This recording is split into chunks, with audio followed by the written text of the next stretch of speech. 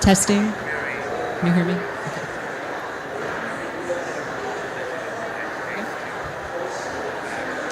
All right, well, good afternoon, everyone. Thank you for joining us in Egypt, and to those on the live stream from around the world, welcome. My name is Stephanie Shapiro, and I'm the Managing Director of Environment and Culture Partners, a US-based nonprofit. We work with cultural institutions to message, model, and increase their climate action. Here today we have a great panel. We'll be talking about examples of US federal and local, individual institution, and community climate action in cultural institutions. We have Sarah Sutton, the CEO of Environment and Culture Partners. We have Shannon Miller, the Historic Preservation Officer and Director of the Office of Historic Preservation for the City of San Antonio, Texas. Patrick Hamilton, the Director of Global Change at the Science Museum of Minnesota. And Kirk Johnson, the Sant Director of the Smithsonian National Museum of Natural History. And thank you to All In, America's All In, and WWF for hosting us today. Go to the next slide. So cultural institutions in the United States are an integral part of our communities. We have over 35,000 museums, zoos, and aquariums, historic sites, public gardens. We have over 95,000 historic sites on the National Register. And we bring in millions and millions of people every year to our sites, and we have contributed $50 billion annually to the U.S. economy. This is why climate action is such an important part of our work. We are public-facing, and we are charitable institutions, and this is part of our mission-driven work to do this work. And we have new data, thanks to American Alliance of Museums and Welcoming Consulting, and we have data that the public is saying that museums should be doing this work. In fact, 88% of U.S. adults from the broader population and 92% of frequent museum goers have said that museums should cover climate change. And not only do that, they should be working to reduce their carbon footprint in all types of museums, from art museums, botanical gardens, historic sites, history and natural history museums, zoos, aquariums, and other children's museums. They should also be educating the public about climate change, and this is also shown in this data. So we're very excited. Thank you again to AAM and Welcoming Consulting for sharing this data with us. So why? Why should cultural institutions be sharing this? Well, it turns out that when the broader public and museum goers were given choices of credible and trustworthy sources of information, museums were second to scientists and researchers as credible sources of information. So this is one of our reasons, in addition to being mission-driven charitable organizations, and as community placeholders. We have libraries. Everyone has a library in their community, and we work with other sectors as well. We have higher ed that has museums and links to museums, Native communities, health, higher ed as well. So I'm going to turn this over to Sarah Sutton, who's going to give us an overview of U.S. federal examples of U.S. federal examples of climate action for cultural institutions.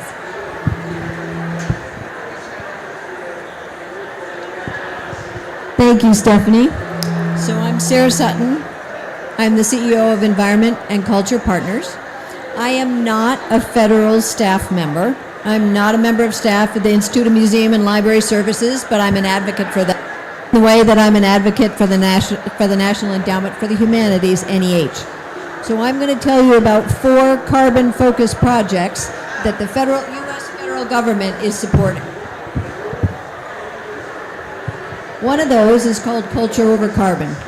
Environment and Culture Partners organizes this project, but it's a $600,000 IMLS National Leadership Grant for research at institutions to the New England Museum Association, with research conducted by the awesome team at New Buildings Institute, where we modeled the energy use and the real-time information at 230 buildings at 129 sites in order to understand the actual amount of energy and the way they use energy at museums. Because at this time, we don't actually know.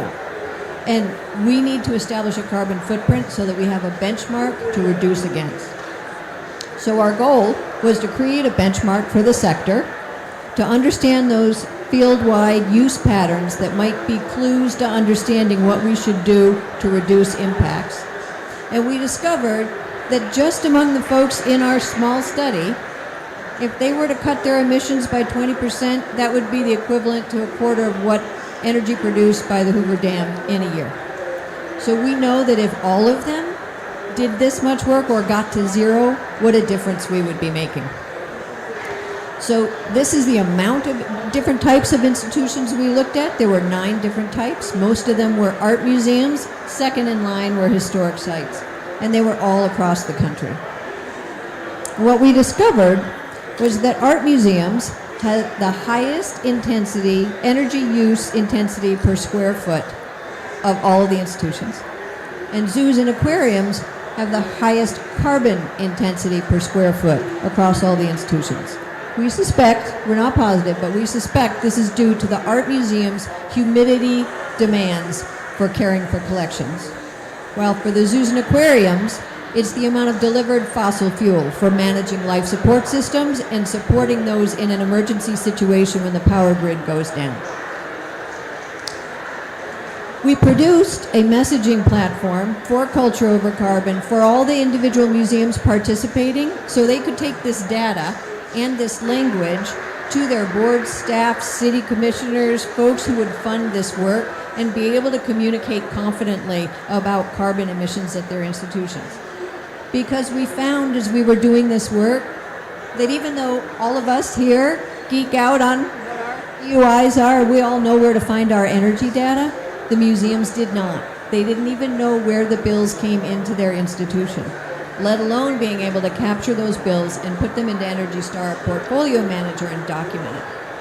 So as a result of Culture Over Carbon, IMLS allowed us to create CIP, the Carbon Inventory Project, which launched this year in October and is going to help all of the willing institutions for free take baby steps through the next 8 months to find those bills, calculate their carbon, and come up with a carbon footprint in real time for the sector by June 16th next year, our first annual Carbon Day. But if I move on to the National Endowment for the Humanities, this announcement came out just 2 weeks ago, that they have announced a Climate Smart Humanities program where they are supporting cultural institutions that collect tangible and intangible materials related to the humanities and their physical properties in order to create climate action plans and strategic reduction plans. They are going to share $6 million in a year.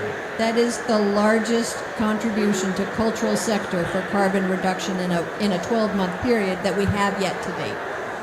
Awards are up to $300,000, and for those of you in the audience listening, the deadline is the 17th of January next year. So it's something that we should focus on and jump on because it's been offered to us by the National Endowment for the Humanities for the first time around. And then one last thing, NEH has been supporting the American Institute for Conservation on doing an assessment for conservation work of the cultural sector into the future. The research in that program came up with concerns about the climate impacts on the United States cultural heritage and community cultural heritage, and spawned another program, just like CIP was spawned from Culture Over Carbon, that created a resilience and risk resource program for cultural heritage sites, where there will be a website hub for information, a climate risk map, learning modules for the folks who are interested in planning their climate risk based on what they discovered from the map, and communities of practice in Puerto Rico and in the American Southwest, where tribal nations are vulnerable to heat and fire situations. Those will be our test communities of practice to implement this suite of products. We're pretty proud of all of this work, but especially because if you look at this map right here, it shows a whole of government approach to doing this work. These grants align with all of these other activities associated with NEH, and that's how I think we should do our work.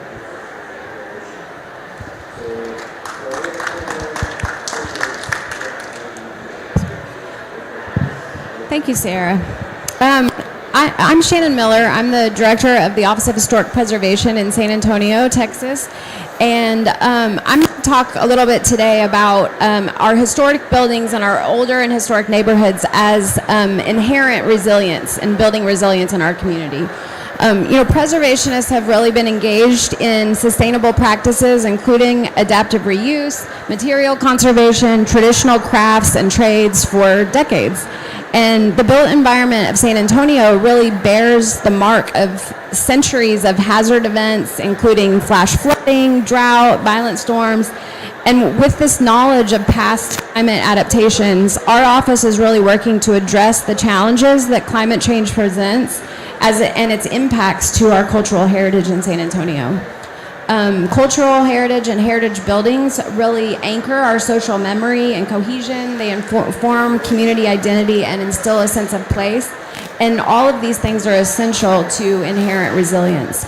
You might be familiar with San Antonio's most famous historic site, the Alamo.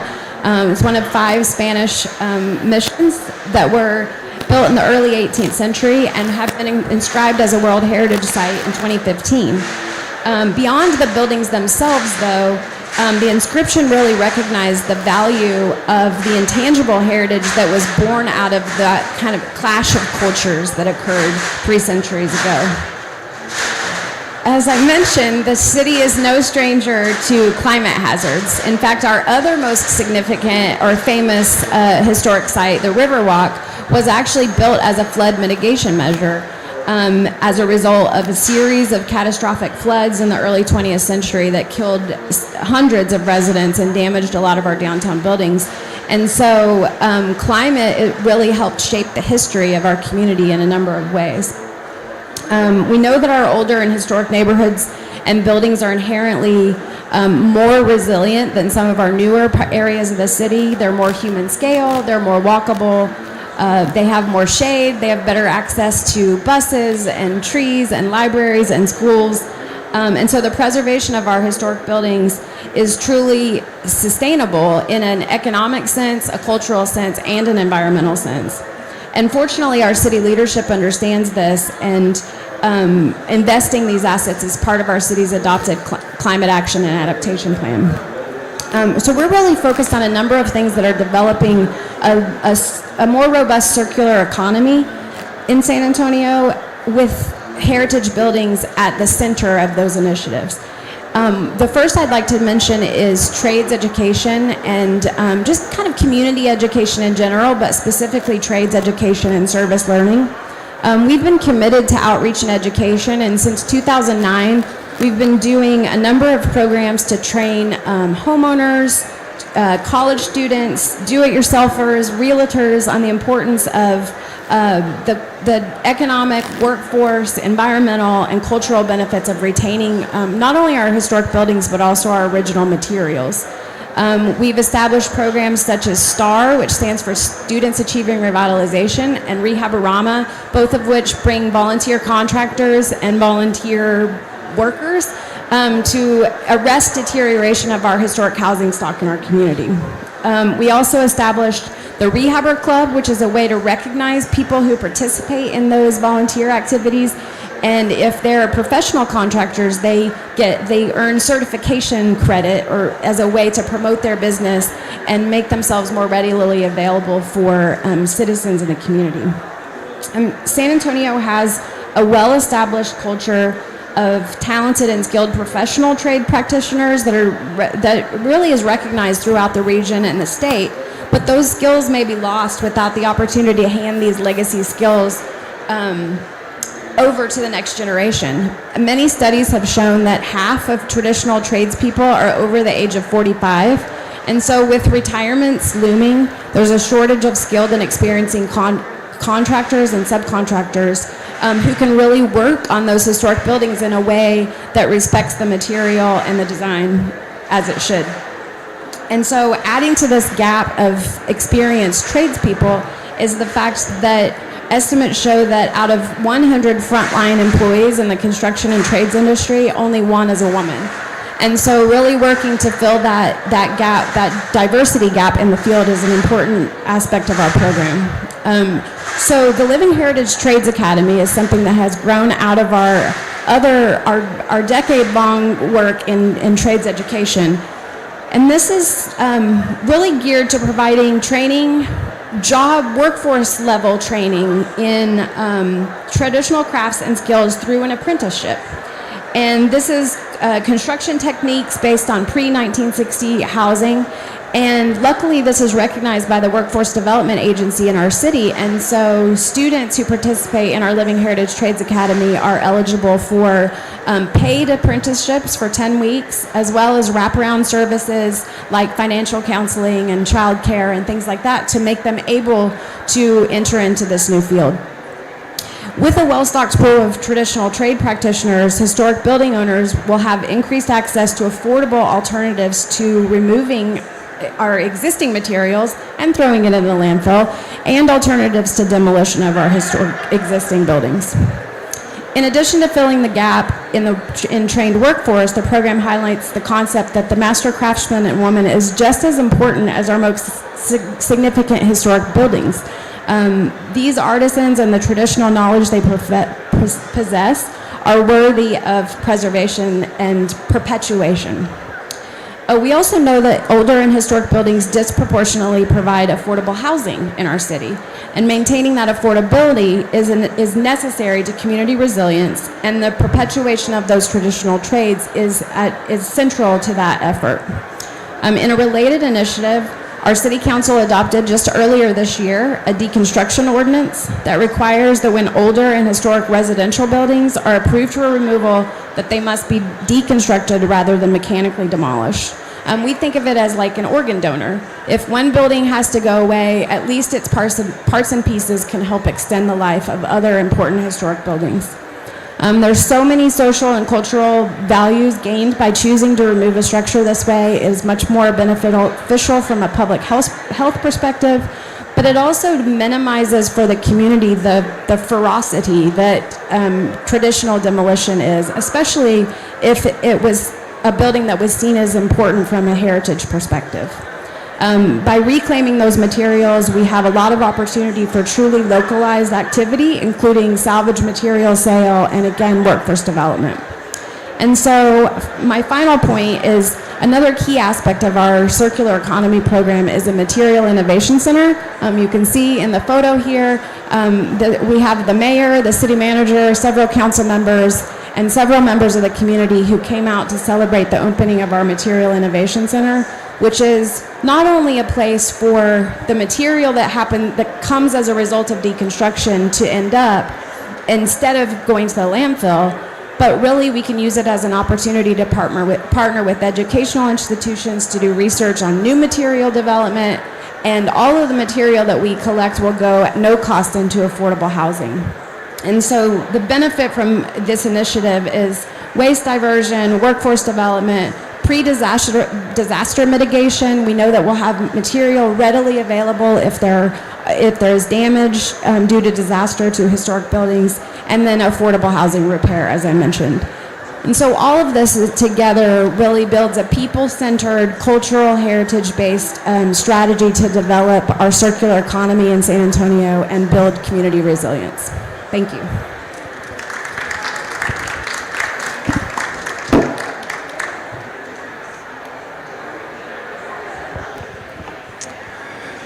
Thank you. Sarah, thank you for bringing us all together here at COP. Stephanie, thank you for facilitating.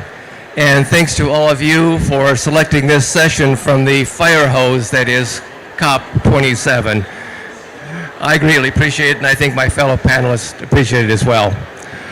I'm Patrick Hamilton, and I'm a member of the Department of Water and Climate Change at the Science Museum of Minnesota. Now, the Science Museum is a hybrid institution. We're a science center, but we're also a natural history museum overlooking the Mississippi River in downtown St. Paul, the capital of Minnesota. And I'm here on behalf of the Science Museum to speak to the importance of cultural institutions, but especially science centers and science museums as vital infrastructure for catalyzing an all-of-society approach to climate change. And I want to speak to this from both an individual institution perspective, but also a collective one. So when it comes to climate change at the Science Museum, there are three key ideas that motivate and drive our work. The first one is we dominate the planet. Humanity now dominates the chemical, physical, and biological infrastructure that makes this world habitable. The second key idea that drives our climate work at the Science Museum is that we have tremendous assets. This planet is now home to the healthiest, wealthiest, best educated, most innovative, creative, and connected populace the world has ever known, and you are all members of that vital cohort, and thank you. Which brings me to the final point that drives our climate change work at the Science Museum is that we need to innovate, and we need to do it now, because collectively we have set in motion large-scale changes to our planetary infrastructure. So knowing that, the Science Museum as a scientific institution, we accept the overwhelming scientific evidence of climate change, and we actually have drafted a climate change statement which is publicly available on our website. Our first climate change statement was back in 2012, and it was really a statement of climate science fact. This new one is really more activist-oriented. It starts out by saying, human-caused climate change is real, it is urgent, and it is solvable through courageous action informed by science. It concludes by saying, at the Science Museum, Minnesota, we are committed to climate action. Please join us in taking action. Together we will create the change that we want to see. The other key element to the Science Museum's work on climate change is to recognize that our facilities, our buildings, are significant sources of carbon emissions. Because in the United States, the energy used to build, operate, cool, and heat buildings is a big use of energy and therefore carbon emissions. So the Science Museum has paid a lot of attention over the last 8 years on our carbon emissions, and through our own energy efficiency initiatives and with partnerships with our utilities, we have been able to reduce our carbon emissions by 89%. And our goal used to be that we would be carbon neutral by 2050, but just earlier this year we upped our game and said that our goal now is to be carbon neutral by 2030, a little over 8 years from now.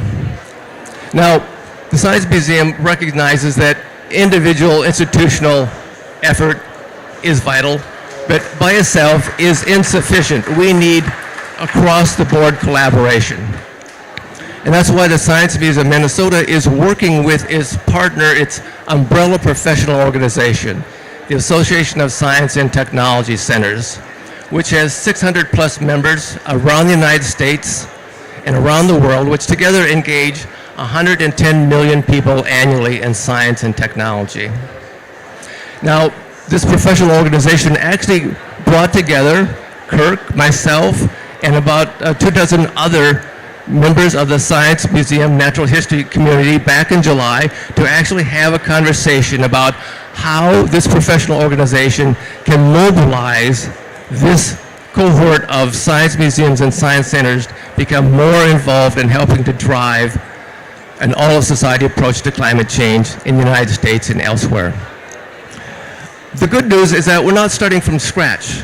Science museums, science centers, natural history museums, 98% of them already have content, programming, and experiences related to climate, biodiversity, and energy. But based upon our conversations during this two-day workshop, there are 4 key ideas that were put forward.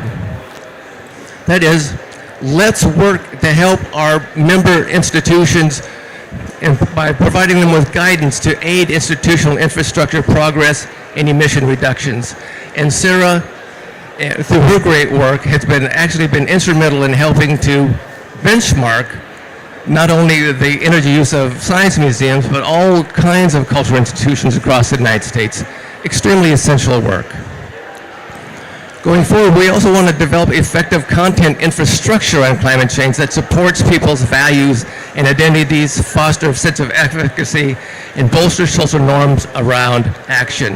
That is, we want to be able to provide them motivation that excites them, that aligns with their values and their sense of priority. And we want to recognize that the BIPOC community has often been shortchanged when it comes to STEM education. And so it's vitally important that Aztec helps science centers develop meaningful and mutually beneficial relationships with diverse communities around the issue of climate change. And then finally, let's make sure that what we're doing is actually effective. So let's embed evaluation in this work that we're doing on buildings, on our audiences, and our outreach with BIPOC communities to make sure that we're actually are having an effect. And I just want to conclude by this quote from UN Secretary General Antonio Guterres. This was just a few days ago when he was opening up COP27. He said, "The good news is that we know what to do, and we have the financial and technological tools to get the job done.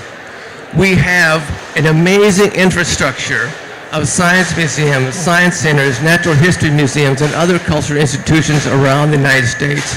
We have the infrastructure to engage large public audiences in achieving an all-of-society approach to climate change. And I am eager and willing to work with any and all of you to accomplish exactly that." Thank you.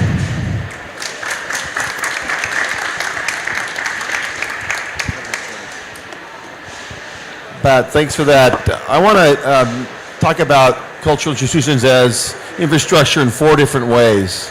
Of course, we've talked about the buildings, and the Smithsonian, which I represent, is on the National Mall in Washington, D.C., which is one of the more iconic landscapes in the nation. We have 20 museums and 9 research centers, the National Zoo. We're effectively at sea level on the National Mall. Constitution Avenue used to be a canal to the Potomac River, so will be an example as the years move on about where to build things. We actually have a collections facility in Suitland, Maryland, 7 miles away that's at 270 feet, so we're good if even Antarctica melts up there. So our collections are going to be high and dry moving forward. But the Smithsonian does have a climate action plan to oversee all of its buildings, facilities, to make sure that we are reducing the carbon footprint of the buildings, because you have to walk the talk when you're talking the talk, and museums are definitely talking the talk. We see tremendous visitation in Washington, D.C. Something like 20 million people come to the Smithsonian each year, most of them tourists, which means that most of those people are different people from year to year, which means the cumulative impact of the Smithsonian in terms of number of visitations is truly remarkable. Just a comparison, I used to work at the Denver Museum. We had 1 million people that came a year, but it was mainly 300,000 people 3 times a year, same 300,000 people. So over a decade, maybe 1 million people total. At the Natural History Museum, I see about 5 million people a year. So over a decade, maybe 45 million people, or 12% of the nation's population in the building. So that second piece of infrastructure is educational or communications infrastructure, the kinds of things where people come to museums ready to learn. They come with families, they come in multi-generational groups, they're excited to be there. And what we've learned is that climate needs to be wrapped into contextual narratives. It can't just be climate is changing, it's a disaster, be careful. It has to be much better thought out and put into flowed into exhibits in very clever and delightful ways. We've done that recently with the Deep Time exhibit, which opened in 2019, where we worked with 40 climate scientists from around the world to create a temperature curve for the last 500 million years of Earth history. And what came out of that was a very clear realization that our planet has 2 different climate states. There are times when the planet has polar ice caps, and there's times when it does not have polar ice caps. And interestingly enough, about 75% of the last 500 million years, we have not had polar ice caps. So we have been already to where we're going in the future. And the fossil record will give us good ways to look back into time and project the world at different levels of CO2 emissions. So we can actually visit past environments and past times that are predictors of future times, and putting that information into a story about the history of life on Earth and making sure that story continues to the present and into the future, embedding humanity in that story is one way to get people thinking about climate in long terms. Because, as you know, most people are not thinking about the future in any profound way. Most people's perspective of the future is what's going to happen next week, or maybe what's for lunch, or maybe what happens when they get out of college, but not what's going to happen in 10 or 50 years. And we know now that the next 10 or 50 years are going to be tremendously important. We need to start pushing people's timescales out into the future. 2 things that are not usually thought about when people say the word museums are the words research and scientific infrastructure. And at Natural History Museums, we consider our collections to be scientific infrastructure. The collections are made not just for display, but they're made to understand scientific problems. And they're basically research tools. One example would be the National Mosquito Collection, which is now 2 million mosquitoes strong and growing rapidly as we do research in collaboration with the Walter Reed Biological Unit of the U.S. Army, who's very interested in the distribution of mosquitoes. There's presently 3,270 known species of mosquitoes in the world. We recently published a book called The Mosquitoes of the World, done the complete genomes of 160 different species of mosquitoes, and you can see quite immediately that the relevance of that particular collection as climate is changing and mosquito species are moving. It's really important to know who can tell you which mosquito species are on the move and where they're going. That's one place. It's the museum's scientific collections. The other insight that we've realized from the scientific collections is that all the museums in the world collectively hold what I call the global collection. It's that group of objects that humanity has made in the last 300 years to understand the natural world and our place in it. And we started grouping these collections into museums really systematically around the early 1800s. Most of the major natural history museums in the world were built between 1880 and 1920. I can assure you those museums were built at that time with awareness that humans were causing impact on the planet. At that time, the concern was more about direct impact, not about indirect impact. It takes a while to realize that we have this double whammy on the planet Earth. Not only do we overharvest and destroy ecosystems, but we actually create greenhouse gases, and we can actually warm the climate of the planet. So those collections, one of the things we're trying to do now is try to understand how we can actually aggregate those collections digitally and provide that global asset, that global collection, as a tool for understanding the natural world and our place in it. And of course, if you think about that collection, it is the only thing we have that truly documents the past nature of planet Earth. Many of the specimens that are in those collections are made from species that are no longer extant, or from ecosystems that no longer exist, or from certain types of forests that have all been chopped down. So we have basically effectively the archived records of ancient landscapes, some recently ancient, some not so recently ancient, some extremely ancient. And as we think about the potential for that, it's important to realize that in the next 50 years, as humanity strides towards peak humanity and around the year 2050, that we're going to continue to be in a time of intensely rapid change. So it's important for collections to continue to be made, because in the year 2070, looking back at the year 2022, we're going to want to know what happened. What's happening now. The same idea that the past will inform the present is relevant in 50 years as it is today. So I think that collections usually are either thought of as the things we're about to put on display but haven't put on display yet, or why do you have all this stuff? And I think it's really important for us to help message why collections are genuinely a tool for the future and a form of scientific infrastructure for climate awareness and climate research. And of course, the last element is climate research itself. Museums tend to have small cadres of scientists that are doing various kinds of research.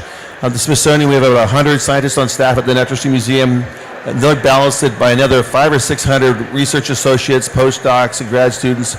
So all told, 500 or 600 people doing research that's increasingly focusing on the future of the planet using data from the past. So when I look at a natural history museum in that context, I see those four kinds of infrastructure: the buildings, which are walking the talk, the collections, the educational outreach, and the scientific infrastructure. And I think that is a kind of organization that was invented in the 1880s. I think it's profoundly relevant as we think about the 2080s.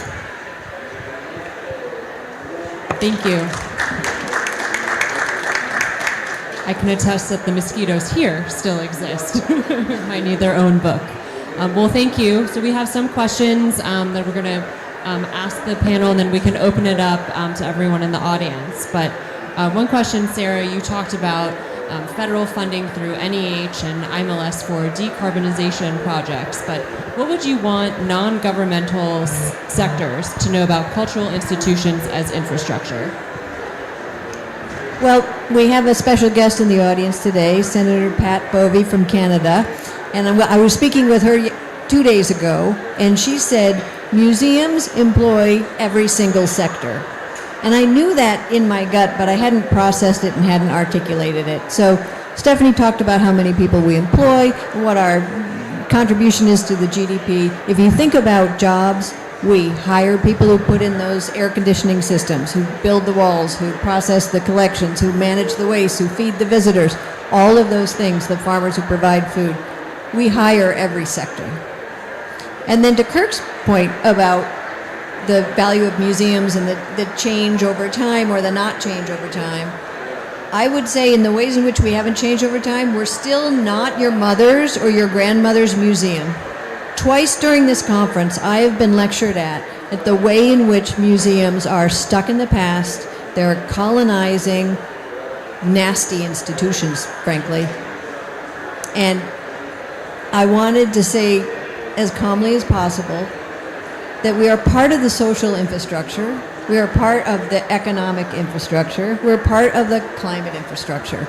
And over the last 15 years, we've worked pretty hard at decolonizing. We're not excellent at it yet, but we're really working on our colonizing history and reducing that and moving forward in a much more enlightened way. During COVID-19, we were shelters for people who needed to get COVID tests or COVID shots. During riots, we were physical shelters for people who were looking for refuge during serious events. We provided information on the funding that came out through all sorts of COVID support. So we're not your grandparents' stoic institution. We're not stuck in the past, and we won't ever remain stuck in the past. We've learned our lesson. That's what I'd say. Thank you. And this goes kind of to that collaboration piece. Shannon, could you talk a little bit about how you work with other levels of government to collaborate for buy-in and for what cultural heritage sites are doing?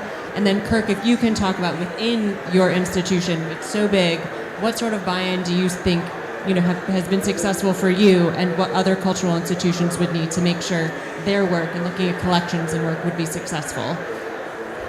Sure.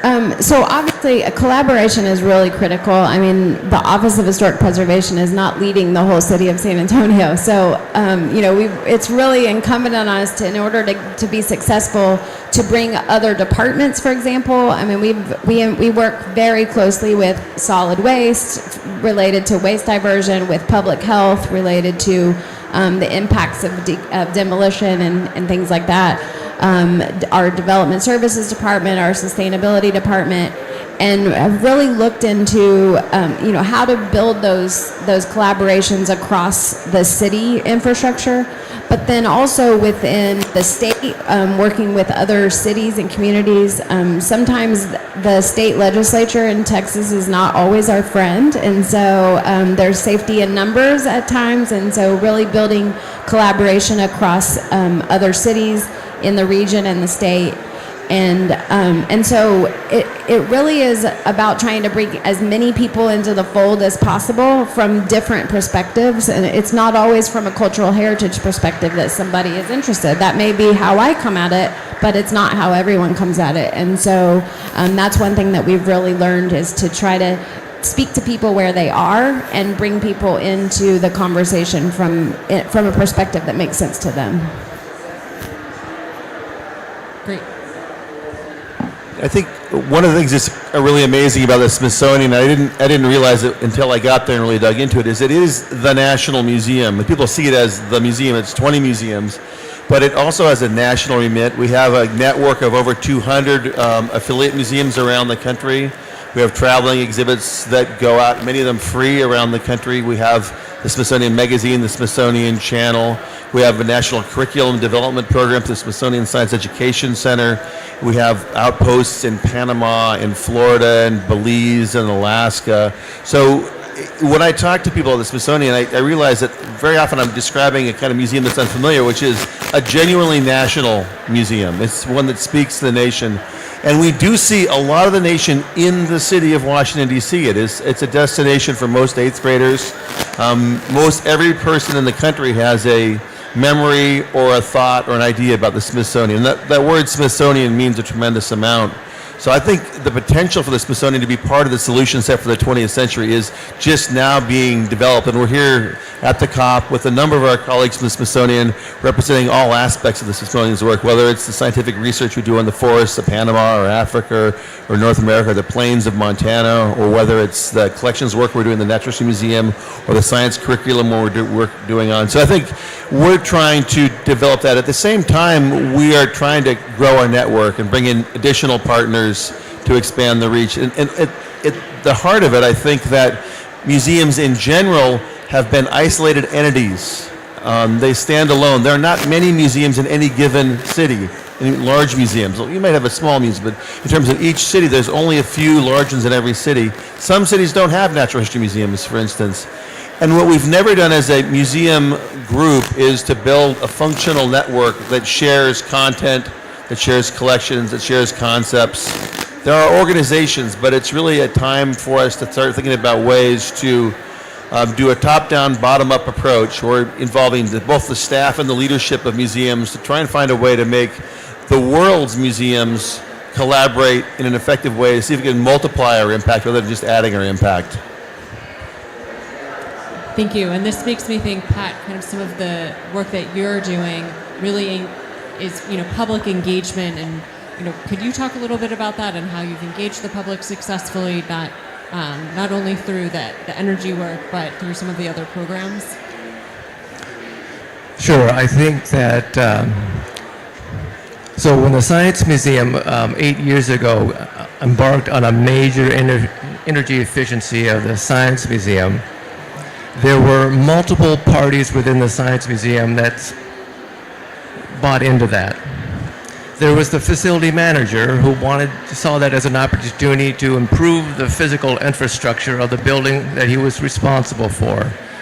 There was the CFO who saw that as an opportunity to significantly reduce the amount of money that the Science Museum was spending on utilities that could then be diverted to the scientific and educational mission of the museum instead of sending money out the door. And then there was the overall educational mission of the Science Museum, which is telling the story about how buildings have a significant and oftentimes invisible role on climate change.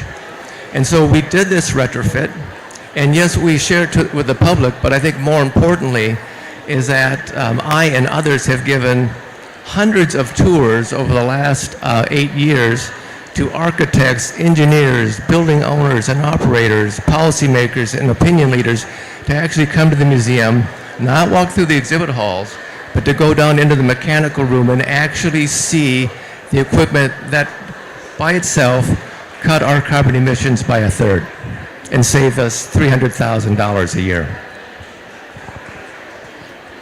I think we could start an operations tour, go into the bowels of the basement. People love going down there. Sarah and I were in New York visiting the Met Cloisters, and we're able to do a behind-the-scenes and front-scenes tour, and it was great to be able to see, the work and areas that funding is needed, in different areas, not only in the front but in the back of house, which is usually the not sexy area, but where a lot of museums actually really need the most support in terms of becoming more energy efficient.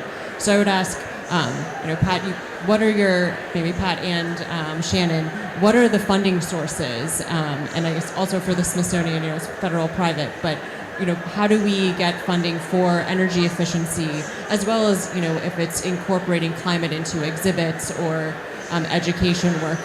I think some of it is the work we're already doing, right? It's just incorporating it in, but for maybe a more operational side, where is funding, and how can we also work together with other sectors to really galvanize the opportunity to use that money together, kind of this all-in approach?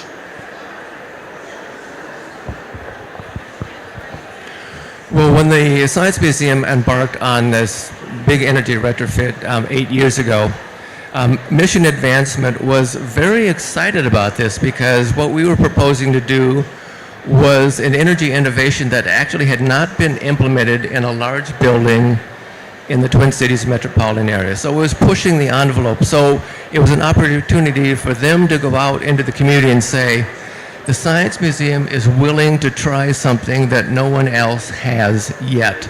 Are you willing to help us make that happen? Because it could be a really catalyzing opportunity. Now, here at COP27, there is all kinds of energy innovation underway. The Inflation Reduction Act is going to unleash an amazing range of energy innovation. And I encourage science museums and science centers and other cultural institutions to be on the lookout for those innovations and have those conversations about, hey, think about us as being a partner where that takes place, because not only will we implement it, but we will talk about it. We will show it off. We will brag about it.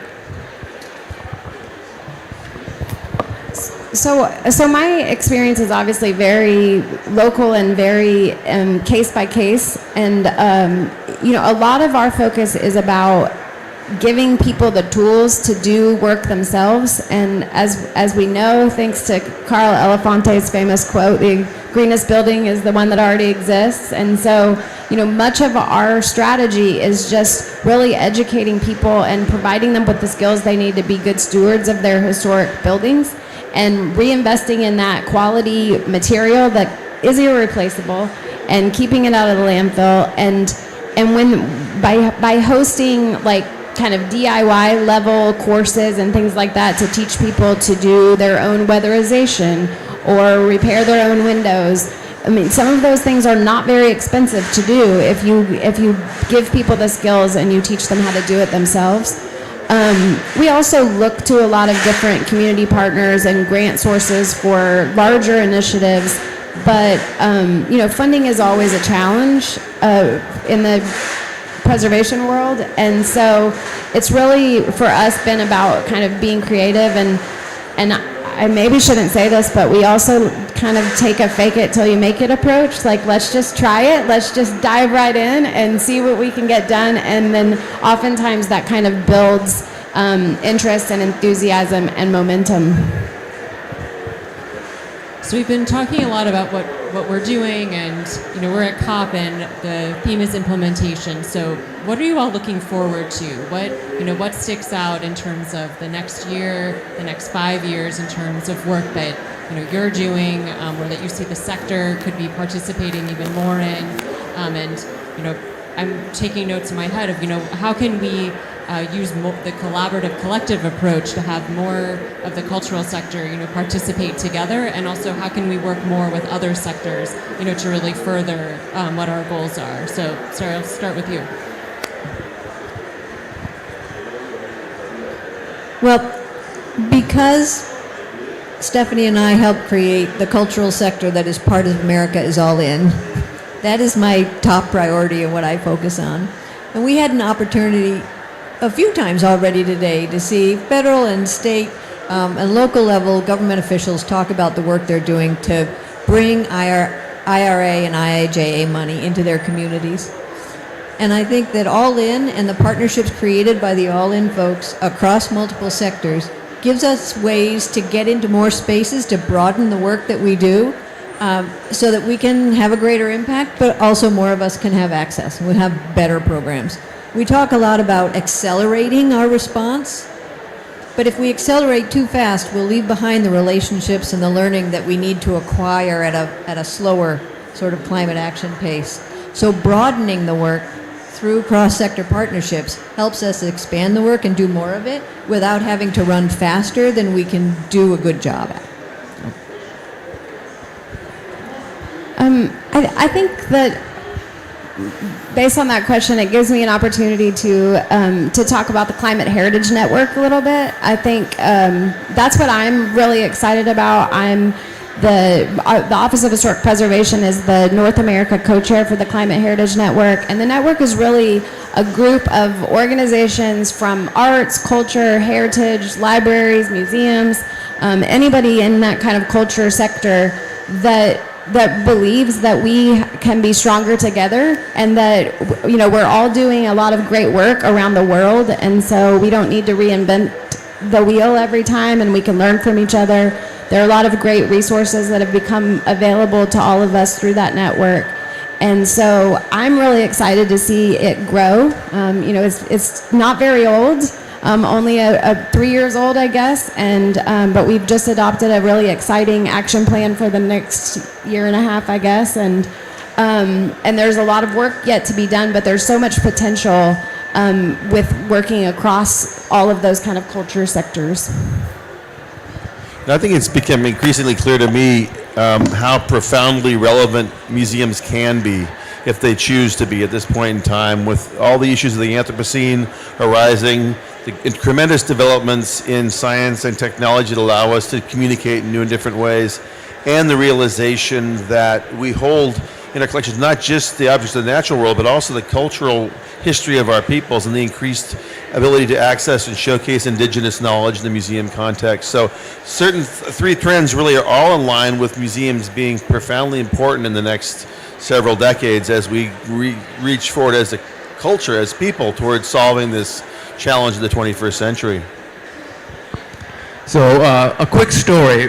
Back in the early 2000s, the National Science Foundation was very concerned because nanoscale science and technology was exploding, but public awareness and understanding of nanoscale science and technology was lagging way behind. And so there was great concern within NSF that the science would get so far out ahead of the public that there would be a backlash, a lot of fear and anxiety. So NSF released an RFP for educational initiatives about nanoscale science and technology. And the Science Museum and a number of other museums came together and wrote a proposal, and it was funded, and that created the Nanoscale Informal Science Education Network that lasted for 10 years. And then the NSF funding ended, and guess what? The Nanoscale Informal Science Education Network still exists. It's now called the National Informal Science Education Network. It includes 600 members across the United States, reaches millions of people a year annually. And so what I would like to see from COP27 is the National Informal Climate Education Network. We have the infrastructure. We can just insert a new topic into that consortium. Thank you all for sharing. If you can provide time if you have something else that you want to add, but I'm also going to open up to the floor if anyone has any questions for everyone up here.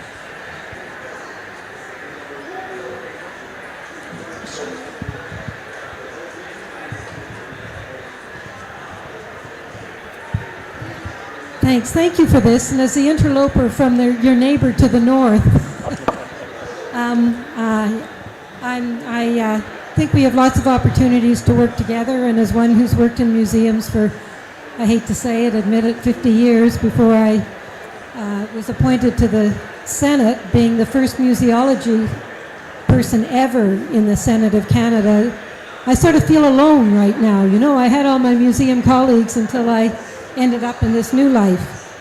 So my challenge has been, and I want to ask you, how do we engage our senior governments in the real need to take our institutions, which for many years were seen as silos in society, and get that understanding that they're really the anchor of society, connecting every aspect of human dimension in our countries.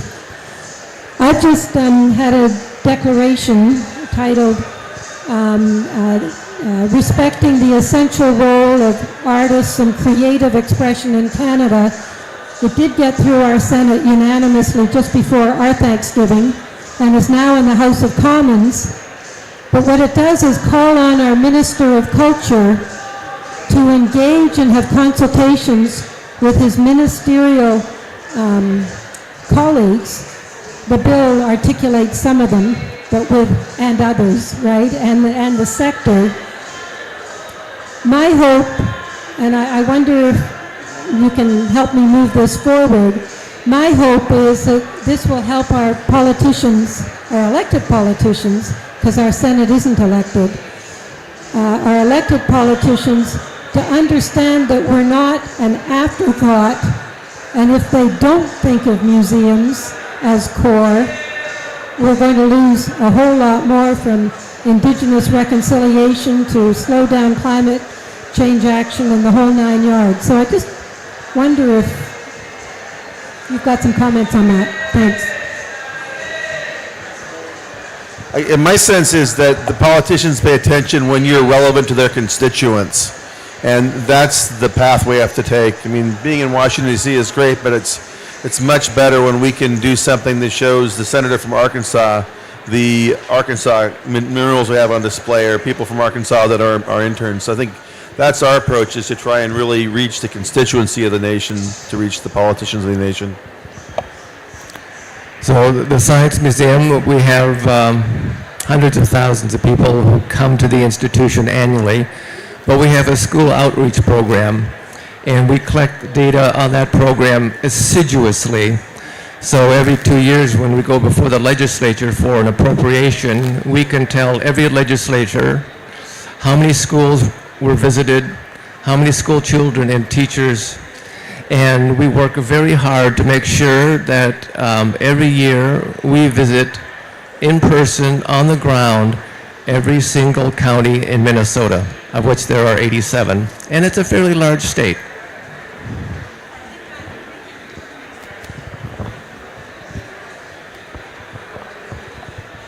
I think I'm thinking bigger than that. Because, yes, as a museum director, that's exactly what we did, right? I think I'm getting tired of the numbers games. We always report on numbers, the money we've raised, the people through our doors, the number of exhibits we've had, how the collection's grown. I'm trying to get to the point of that core of the soul of place, of nation, of humanity, and now of planet. And I have to say, our Minister of Environment who's here gets it. He's amazing. And I guess I'm looking for, maybe this is an off-site conversation, who might our engaged partners be south of the line? So as we have our Canada-US Parliamentary Association going back and forth all the time, how can we build on what each other is doing? For my declaration, I consulted with over 600 Canadians in the cultural sector, right, in every dimension. And so we've got the numbers. What I don't see is the numbers have turned into a whole of Parliament understanding of the need. Well, we all dream of a whole of Parliament or a whole of legislature understanding of the value of anyone, whichever sector we represent. And we know that each one of those humans in those spots will make a connection to us only through their own personal, lived, valued experience, and we can't predict what that is. But we tend to be lucky when we show up demonstrating how we're helping the community that they're reaching into, trying to help too. So when there's been a crisis event and the museum folks are there handing out water, providing cooling spaces, that starts to make a connection that this isn't the museum that you're used to. And so when that legislator or officer or leader of some has that particular issue, like Kirk said, that's really interested to them, when we show our real true colors of how we can support that, that's when we get connected to the rest of the sectors and begin to have traction. But it's definitely a long slog.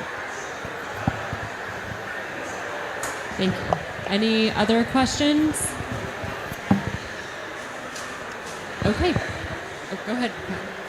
Just a final comment to your remarks. I think what has been most valuable to the Science Museum, the numbers are great, but what has been really beneficial to the Science Museum is when people outside of the Science Museum contact the legislature and say, we love the Science Museum. We can tout our numbers, and we're good at that, but there's nothing like a third-person affirmation of your value. That's golden. Any other closing remarks? Otherwise, we'll finish up. Well, thank you, everyone, for joining us for this panel and everyone for joining us here and on the live stream. We appreciate everyone taking the time. I'll flip the slide to our final contact slide in case anyone has any There we go. There we go. Feel free to reach out to us, and thank you everyone for your time. Have a great rest of the day.